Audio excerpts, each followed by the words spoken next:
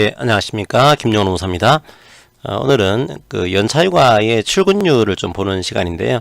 출근율 계산할 때 특별히 정직이나 직위해제 기간에 대한 내용들을 좀 보도록 하겠습니다.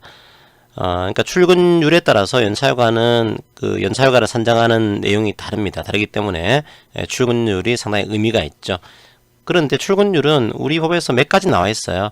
그러니까 출산 전후휴가 기간 동안의 휴업한 기간은 출근한 것으로 간주해야 된다. 업무상 무상질병 때문에 휴업한 기간도 출근한 것으로 간주해야 된다. 또 2018년도 5월 29일부터는 남녀고용평등법에 따라서 육아직을 사용한 기간도 출근한 것으로 간주해야 된다. 이런 조항이 있습니다. 이런 조항이 있는 경우에는 거기에 따라서 판단하면 되는 거니까 큰 문제가 없어요. 그런데 조항이 없는 애매한 그런 기간들이 있습니다. 요 기간들은 출근율을 산정할 때 어떻게 해야 되는 거냐, 이게 헷갈릴 수가 있어요. 자, 그 내용 중에 이번 시간은 정직이나 직위 해제에 대해서 어떤 회사가 관리해온 것이 문제가 없는지를 한번 보는 시간을 가지겠습니다. 자, 우리 회사의 지역규칙에 연차휴가에 대한 출근율을 산정할 때 이런 규정을 두고 있는 겁니다. 출근율은 이제 내가 나와야 될 날짜, 소정근로 일수의 중에서 며칠을 나왔냐, 이걸 가지고 산정을 하는 거죠. 그런데 어떤 근로자가 정직을 당했습니다. 혹은 직위해제를 당했어요. 그때 우리 회사의 지역규칙에서는 정직이나 직위해제 기간은 소정근로일수에는 포함되지만 출근한 것으로 보진 않겠다. 이런 사규를 두고 있는 겁니다. 그러니까 정직기계제 기간은 출근일수에서 빼버린 거예요. 그러면 출근율이 떨어지겠죠?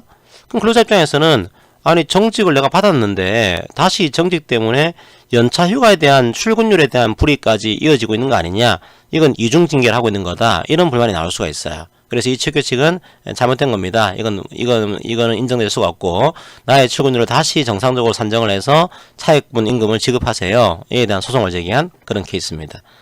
충분히 근로자 입장은 일리가 있죠, 그죠?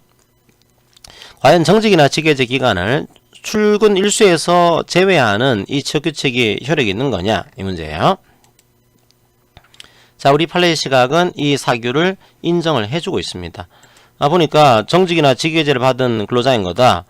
그러면 이제 나왔지만 이제 나오지 않은 거 맞지 않냐. 그래서 분모에는 포함시키지만 나오지 않았으니까 출근일수에서는 포함시키지 않겠습니다. 자, 이렇게 규정하는 것이 가능하다는 거예요. 이거는 불리한 규정이라고 보기는 좀 어렵다. 이 규정에 대해서는 인정해 주겠습니다. 이게 판례의 시각입니다. 비판이 좀 있긴 있어요. 첫 번째 비판은 그렇게 하게 되면 무단결근을 할 때의 출근율 산정과 이런 징계를 받을 때의 출근율 산정이 같아지는 거잖아요. 그죠? 과연 무단결근한 것과 징계 처분을 같이 볼 수 있는 거냐, 이런 비판이 있고요. 두 번째로 사실은 징계를 받은 근로자입니다. 징계를 받은 근로자가 다시 한번 연차휴가에 대한 불이익을 받게 되는 거죠. 그럼 이건 사실상 이중징계를 하고 있는 거 아니냐, 하나의 행위를 가지고 두 개의 징계를 내린 거 아니냐, 이런 비판도 있습니다. 자, 하지만 우리 판례에서는 이런 취업규칙에 대한 효력을 인정해주고 있다.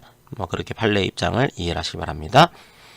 자, 오늘은 정직이나 직위해제 기간에 대해서 연차휴가에 대한 출근율을 어떻게 산정할지에 대한 판례의 태도를 소개해드렸습니다. 네, 여기까지 보겠습니다. 감사합니다.